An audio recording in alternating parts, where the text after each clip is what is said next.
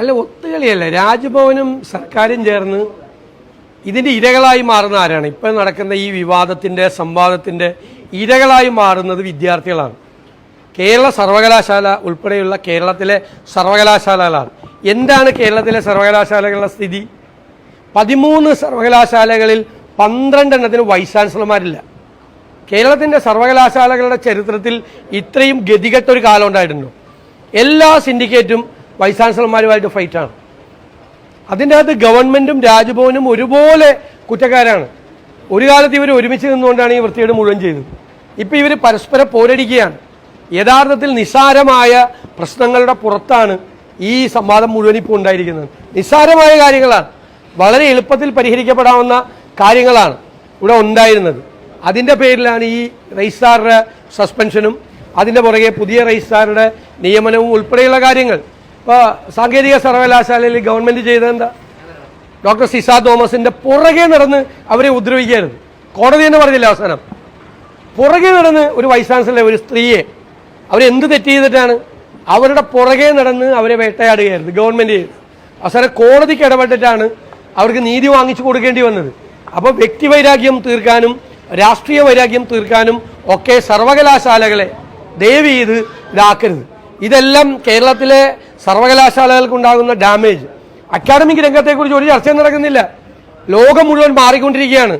ഇന്ത്യയിലെ മറ്റു പല സർവകലാശാലകളിലും വലിയ നിലയിലേക്ക് പോവുകയാണ്. കേരളത്തിലേക്ക് കീഴ്പോട്ട് പോയിക്കൊണ്ടിരിക്കുകയാണ്. ഇത് തുടങ്ങിയിട്ട് എത്ര നാളായി? 3-4 വർഷമായി. കേസും കേസിൻ്റെ മീതെ മറ്റ് കേസുകളുമായിട്ട്.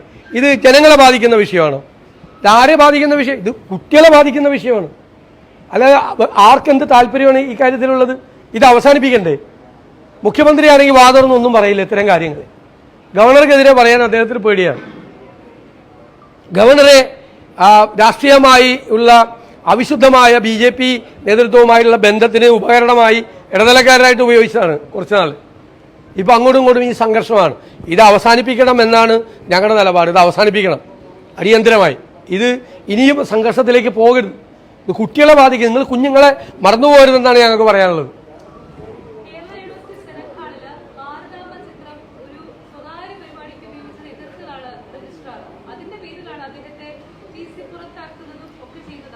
ഞാൻ ഇതിൻ്റെ മെറിറ്റിലേക്കൊന്നും പോകുന്നില്ല. കാരണം എന്താണെന്നറിയോ? ഇത് ഞാൻ പറഞ്ഞല്ലോ, വൈസ് ചാൻസലർക്ക് രജിസ്ട്രാറെ സസ്പെൻഡ് ചെയ്യാനുള്ള അധികാരം ഉണ്ടോ എന്നുള്ളത് വേറെ ചോദ്യം.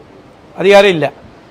എന്നിട്ട് വൈസ് ചാൻസലർ, ചാർജുള്ള വൈസ് ചാൻസലർ അധ്യക്ഷത വഹിച്ച യോഗം അവർ പിരിച്ചുവിട്ടതിന് ശേഷം സിൻഡിക്കേറ്റ് ഒരു രജിസ്ട്രാറെ നിയമിച്ചത് ശരിയായ രീതിയിലാണോ?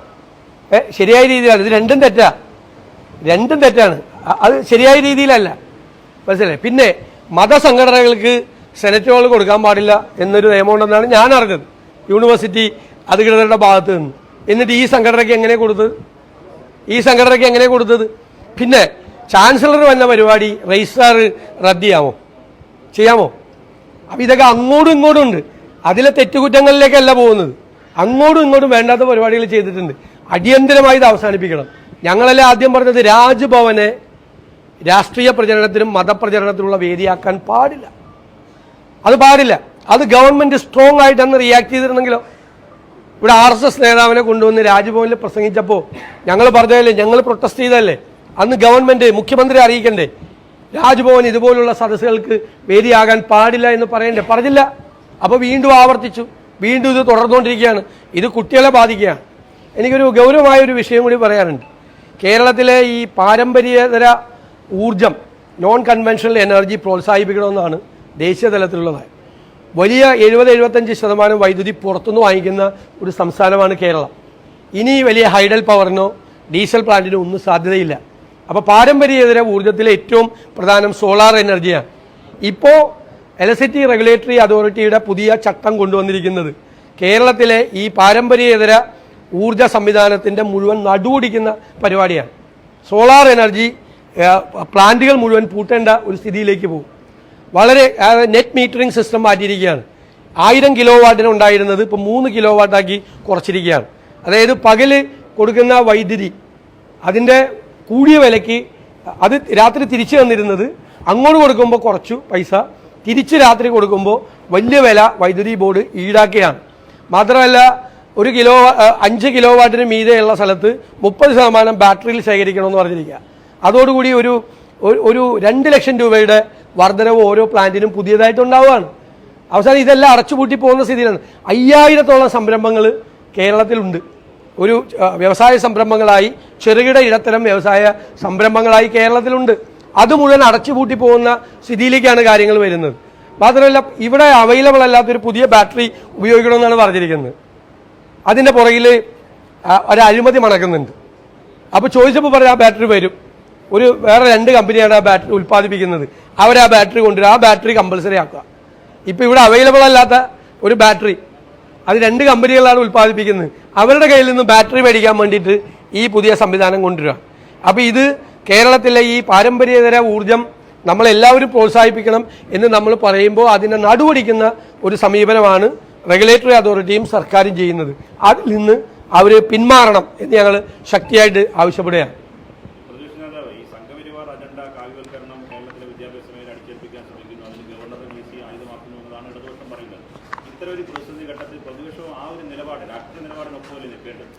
അല്ലല്ല, ഞങ്ങൾക്ക് അവരുടെ രാഷ്ട്രീയ നിലപാടിനൊപ്പം അല്ലല്ലോ ഞങ്ങൾ നിന്നിരുന്നത്. ഞങ്ങൾ ഗവർണറുടെ കൂടെ അല്ലായിരുന്നു, ഗവൺമെന്റിന്റെ കൂടെ അല്ലായിരുന്നല്ലോ. ഗവർണറും ഗവൺമെന്റും തമ്മിൽ, കഴിഞ്ഞ ഗവർണറും ഗവൺമെന്റും തമ്മിൽ ഒത്തുകൂടിയിട്ടല്ലേ ഇല്ലീഗലായിട്ടുള്ള അപ്പോയിന്റ്മെന്റ്സ് മുഴുവൻ നടത്തിയത്, ഇല്ലേ? പ്രോ ചാൻസലർ കത്ത് കൊടുക്കണ എങ്ങനെ? വൈസ് ചാൻസലറുടെ നിയമനത്തിന് അവർക്ക് അധികാരം ഉണ്ടായിരുന്നോ? വിദ്യാഭ്യാസ മന്ത്രിക്ക് ഇല്ലാത്ത അധികാരം ഉപയോഗിച്ച് ഒരുമിച്ച് ചേർന്ന് നിന്നുകൊണ്ടാണ് അവർ മുഴുവൻ തെറ്റുകൾ ചെയ്തത്. ഇപ്പോഴുള്ള പ്രശ്നം എന്താ? ഇപ്പോഴുള്ള പ്രശ്നം എന്ന് വെച്ച് കഴിഞ്ഞാൽ ഈ വിഷയം, നിസാരമായ കാര്യങ്ങളുടെ പുറത്തുണ്ടാകുന്ന ഈ വിഷയങ്ങളുടെ പുറത്ത് എന്തിനാ അങ്ങനെയാണെങ്കിൽ ആ സെനറ്റ് ഹോള് ഈ മതസംഘടനയ്ക്ക് കൊടുത്തെന്തിനാ? ഒരാൾക്ക് വാടകയ്ക്ക് കൊടുത്തിട്ട് പിന്നെ റദ്ദാക്കണോ ചെയ്യണത്? ചാൻസലർ വരുന്ന പരിപാടി രജിസ്ട്രാർ റദ്ദാക്കാമോ? അങ്ങനെ അങ്ങോട്ടും ഇങ്ങോട്ടും തെറ്റാണ് ചെയ്യുന്നത്, അങ്ങോട്ടും ഇങ്ങോട്ടും ചെയ്യുന്നത് തെറ്റാണ്. ഞാൻ പറഞ്ഞ ഇതിന്റെ ഇരകളാകുന്ന കുട്ടികളല്ലേ, നമ്മുടെ കുഞ്ഞുങ്ങളല്ലേ. ഇവിടെ വേറെ വല്ലതും നടക്കുന്നുണ്ടോ? ഇതല്ലാതെ വല്ലതും നടക്കുന്നുണ്ടോ? യൂണിവേഴ്സിറ്റിയിൽ വൈസ് ചാൻസലർക്ക് യൂണിവേഴ്സിറ്റി കയറാൻ വയ്യ, അപ്പോൾ പ്രതിരോധം, ഉപരോധം. ഞാൻ ചോദിച്ചല്ലോ, സിസ തോമസിനോടൊക്കെ ഗവൺമെന്റ് ചെയ്തത് എന്താണ്? കോടതി തന്നെ ഇടപെട്ട് പറഞ്ഞല്ലോ ക്രൂരതയാണ് ചെയ്തതെന്ന്, ഒരിക്കലും ചെയ്യാൻ പാടില്ലാത്ത കാര്യം. അപ്പൊ അത് ഉന്നത വിദ്യാഭ്യാസ 2 കാര്യങ്ങളിലായിരുന്നു കേരളത്തിൽ മുന്നിട്ട് നിന്നിരുന്നത്. ഒന്ന് വിദ്യാഭ്യാസ രംഗവും ഒന്ന് ആരോഗ്യ രംഗവും. രണ്ടിൻ്റെയും സ്ഥിതി ഇപ്പോൾ ഈ ഗവൺമെന്റിന്റെ കാലത്ത് ഏകദേശം തീരുമാനമായി. ഇപ്പൊ തർക്കം നടക്കണത് എന്താ? ഇപ്പൊ മാത്രമല്ല മോശമായത്, കഴിഞ്ഞ ഗവൺമെന്റിന്റെ കാലത്തും 1ാം പിണറായി സർക്കാരിന്റെ കാലത്തും മോശമായിരുന്നു. വീണ ജോർജ് മാത്രമല്ല മോശക്കാരി, ശൈല ടീച്ചറും മോശക്കാരിയായിരുന്നു അല്ലേ? ഇപ്പൊ CPM നടക്കുന്ന തർക്കം അല്ലേ? അതിലെ സജി ചെറിയാൻ പറഞ്ഞ കൃത്യമായിട്ട് അന്നും കണക്കായിരുന്നു. അദ്ദേഹം പറഞ്ഞതിന്റെ അർത്ഥം അതാണ്. ഒരു MLAക്ക് സർക്കാർ ആശുപത്രി പോയി ചെന്ന് കിടന്നാലുള്ള സ്ഥിതി എന്താണെന്നാണ് സജി ചെറിയാൻ പറഞ്ഞത്. ഇത് തന്നെയാണ് ഞങ്ങൾ കഴിഞ്ഞ കുറേ നാളുകളായി പറഞ്ഞുകൊണ്ടിരിക്കുന്നത്. സർക്കാർ ആശുപത്രികളും മെഡിക്കൽ കോളേജുകളും സംവിധാനങ്ങൾ തകരുകയാണ്. ആകെ മന്ത്രി ഒരു കാര്യം പറഞ്ഞു, ആരോഗ്യമന്ത്രി, സിസ്റ്റത്തിൻ്റെയാണ് കുഴപ്പം. അത് സത്യമാണ്. ആ സിസ്റ്റത്തിൻ്റെയാണ് കുഴപ്പം. ഇവർ ഇപ്പോൾ ഉണ്ടാക്കി വെച്ചിരിക്കുന്ന സിസ്റ്റത്തിൻ്റെയാണ് കുഴപ്പം. നിങ്ങളിവിടെ ഡോക്ടർമാരോട് ചോദിക്കും, ഇടതുപക്ഷ സഹയാത്രികനായ ഒരു ഡോക്ടറല്ലേ വന്ന് പൊട്ടിത്തെറിച്ച് പറഞ്ഞത്? നിങ്ങൾ ബാക്കി ഡോക്ടർമാരോട് എല്ലാവരുടെയും ചോദിക്കും, എല്ലാവർക്കും രാഷ്ട്രീയമൊക്കെ ഉള്ളവരല്ലേ, എന്താണ് മെഡിക്കൽ കോളേജുകളിൽ നടക്കുന്ന സ്ഥിതി എന്താണെന്ന് ചോദിക്കും. ഗവൺമെന്റിന്റെ ഇടപെടൽ എത്ര മോശമാണെന്ന് ചോദിക്കും. ഓരോ വിഷയങ്ങൾ വരുമ്പോൾ കൈകാര്യം ചെയ്യുന്നതിലെ പാളിച്ചകൾ നോക്ക്. ഒരു മീറ്റിംഗ് കണ്ടക്ട് ചെയ്യാൻ പോലും മര്യാദയ്ക്ക് പറ്റുന്നില്ല. മീറ്റിംഗ് കണ്ടക്ട് ചെയ്യാൻ അടിച്ചേൽപ്പിക്കുകയാണ്. വേറെ തരത്തിലാണ് ലാംഗ്വേജ്, വേറെ ഭാഷയാണ് അവർ സംസാരിക്കുന്നത്.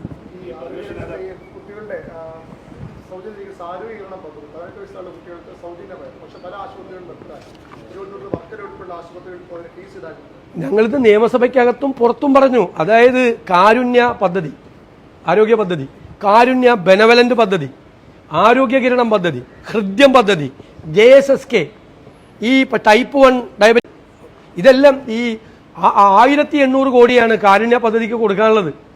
ഇപ്പോൾ പ്രൈവറ്റ് ആശുപത്രികൾ കാസ്പ് കാർഡ് സ്വീകരിക്കേണ്ടെന്ന് തീരുമാനിച്ചു. ചില ആശുപത്രിക്ക് 200 കോടി 250 കോടിയൊക്കെ കൊടുക്കാനുണ്ട്. മെഡിക്കൽ കോളേജുകളിലെ ഈ HDC ഫണ്ടിൽ പൈസ ഇല്ലാത്തത് എന്തുകൊണ്ടാണ്? ഈ കാരുണ്യ പദ്ധതിയുടെ പൈസ HDC എടുത്തു കൊടുക്കുക. ഇല്ലെങ്കിൽ അത്യാവശ്യം മരുന്ന് മേടിക്കാൻ ആശുപത്രിയിൽ പൈസ ഉണ്ടായേനെ. മുഴുവൻ അവർ പറഞ്ഞത് സത്യമാണ്, മുഴുവൻ സിസ്റ്റവും തയ്യാറാറില്ല.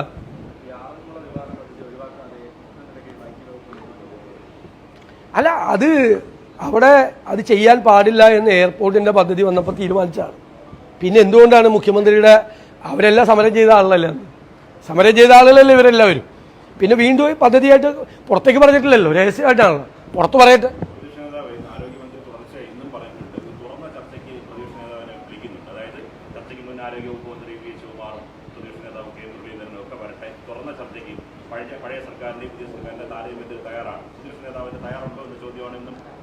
എന്തായാലും മുഖ്യമന്ത്രി സ്ഥലത്തില്ലല്ലോ, മുഖ്യമന്ത്രി അമേരിക്കയിൽ പോയിട്ട് തിരിച്ചു വരട്ടെ, എന്നിട്ട് അദ്ദേഹം ഒരു സമയവും സ്ഥലവും തന്നാൽ ഞാൻ അവിടെ പോവാം.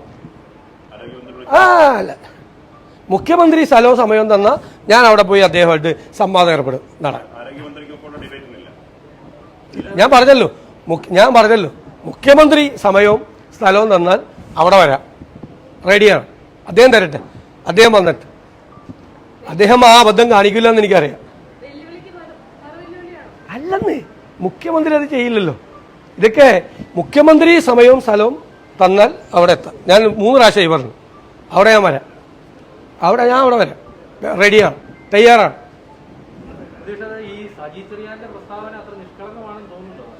ഞാൻ അതല്ലേ പറഞ്ഞത്, അത് ഈ മന്ത്രിയെ രക്ഷിക്കാൻ വേണ്ടി പഴയ മന്ത്രിയുടെ കാലത്തും മോശമായിരുന്നെന്നാണ് പറഞ്ഞത്. 1ാം പിണറായി സർക്കാരിന്റെ കാലത്തും ഇത് തന്നെയായിരുന്നു സ്ഥിതി.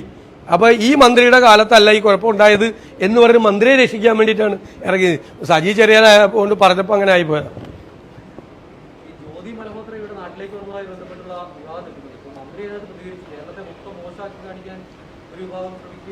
ഞാനത് ഒരു കാരണവശാലും അതിന് ടൂറിസം വകുപ്പിനെയോ ടൂറിസം മന്ത്രിയെയോ ഞാൻ കുറ്റപ്പെടുത്തില്ല.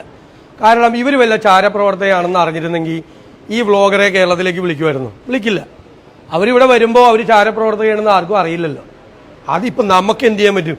നമുക്കൊക്കെ പേടിയാണ്. കാരണം എയർപോർട്ടിൽ വെച്ച്, റെയിൽവേ സ്റ്റേഷനിൽ വെച്ച് ഒക്കെ ഒരുപാട് പേര് നമ്മുടെ കൂടെ നിന്ന് ഫോട്ടോ എടുക്കും. നാളെ ഇയാളെ ഏതെങ്കിലും കുഴപ്പം പിടിച്ച കേസിൽ പ്രതിയായ നമ്മൾ എന്ത് ചെയ്യാൻ പറ്റും? നമ്മൾ ചിലപ്പോൾ വധൂവരന്മാരുടെ ഇപ്പുറത്ത് നിന്ന് പടം എടുക്കും, ചിലപ്പോൾ അപ്പുറത്ത് വേറൊരുത്തം കയറിയിട്ടുണ്ടാവും ഫോട്ടോ. നാളെ അവൻ വല്ല കള്ളക്കടത്ത് കേസിൽ പ്രതിയായി കഴിഞ്ഞാൽ അവൻ്റെ കൂടെ ഫോട്ടോ എടുത്തെന്നും പറഞ്ഞ് നിങ്ങൾ ആ ഫോട്ടോ കാണിച്ചു കഴിഞ്ഞാൽ ഞാൻ എന്ത് പറയും? അപ്പോൾ ഇവർ വന്നപ്പോൾ അവർ ചാരപ്രവർത്തക അല്ലായിരുന്നു, വ്ളോഗറാണ് എന്നുള്ള നിലയിലാണ് ഒരുപാട് വ്ളോഗർമാരെ വിളിച്ചത്. ഞങ്ങൾ വളരെ ഉത്തരവാദിത്തപ്പെട്ട പ്രതിപക്ഷമാണ്. പക്ഷെ CPM ആയിരുന്നെങ്കിൽ ഈ ടൂറിസം മന്ത്രി രാജിവെക്കണമെന്ന് പറഞ്ഞ് സമരം ചെയ്തേനെ. ഞങ്ങൾ ഉത്തരവാദിത്തപ്പെട്ട പ്രതിപക്ഷമാണ്.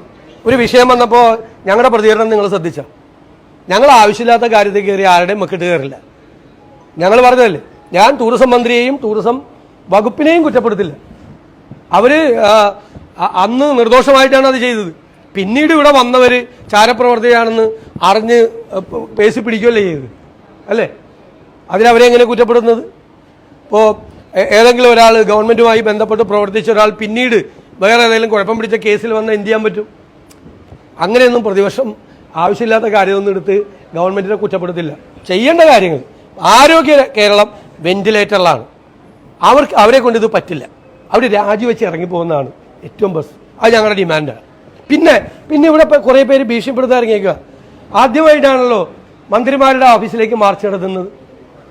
ഈ കെ കരുണാകരനും AK ആന്റണിയും ഉമ്മൻചാണ്ടിയും ഒക്കെ മുഖ്യമന്ത്രിമാരായിരുന്നപ്പോൾ ക്ലിഫ് ഹൗസിലേക്ക് എത്ര മാർച്ച് നടത്തിയ ആളുകളാണ് ഇവരെല്ലാം. അവരെല്ലാം നേതാക്കന്മാരല്ലേ? മന്ത്രിമാരെ വഴിയിൽ തടയുന്ന സമര സമ്പ്രദായം ഇന്ത്യയിൽ ആദ്യം കൊണ്ടുവന്ന ആരാണ്? CPM അല്ലേ? കരിങ്കൊടി കാണിക്കുന്ന പ്രതിഷേധത്തിനെതിരെ എന്തിനാണ് ഇത്? അവർ പ്രതിപക്ഷ നേതാക്കൾ റോട്ടിൽ ഇറങ്ങുന്നുണ്ട്, പേടിപ്പിക്കുകയാണ്. പേടിച്ചു പോയെന്ന് പറഞ്ഞേക്ക് ഞങ്ങൾ പേടിച്ചു പോയെന്ന് പറഞ്ഞേക്ക്. പ്രതിപക്ഷ നേതാക്കന്മാർ റോട്ടിലിറങ്ങില്ല, അവരുടെ വീട്ടിലേക്ക് മാർച്ച് ചെയ്യും. അത് പറഞ്ഞപ്പേ മന്ത്രിമാരൊക്കെ ഭീഷണിപ്പെടുത്തുകയാണ്. ഇന്നലെ ധനകാര്യ മന്ത്രി സജി ചെറിയാൻ ഭീഷണിപ്പെടുത്തുകയാണ് ഞങ്ങളെ. നിങ്ങളൊന്ന് പോയി അവരെ കാണുമ്പോൾ പറഞ്ഞേക്ക് ഞങ്ങൾ പേടിച്ചു പോയെന്ന് പറയും. ഞങ്ങൾ വഴിയിലിറങ്ങില്ലെന്ന് കയ്യിൽ വെച്ചാൽ മതി. അതൊക്കെ ഇങ്ങോട്ട് എടുക്കണ്ട, ഞങ്ങളോട് അതൊന്നും വേണ്ട.